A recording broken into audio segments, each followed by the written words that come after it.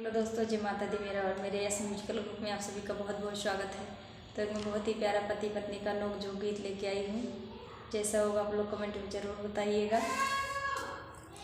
चली जा बजे नैहरवा फिर नयौबै बालमा, चली जा बजे नैहरवा फिर नयौबै बालमा, फिर नयौबै बालमा, फिर नयौबै बालमा, चली जा बजे नैहरवा फिर नयौबै बालमा।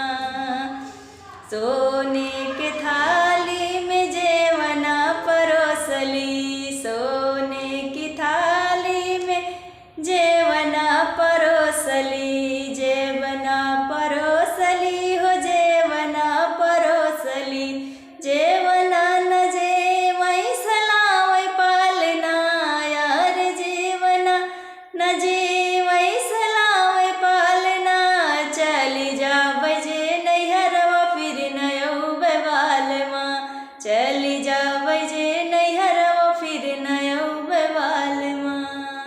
झांझर गेरुआ गंगा जल पानी, झांझर गेरुआ गंगा जल पानी, गेरुआ न घूटै सलावै पालना, यार गेरुआ न घूटै सलावै पालना, चली जा बजे नैहरवा फिर नयौबै बालमा, चली जा बजे नैहरवा फिर नयौबै बालमा, नयौबै बालमा, फिर नयौबै बालमा, चली जा बजे नैहरवा फिर नयौबै बालमा।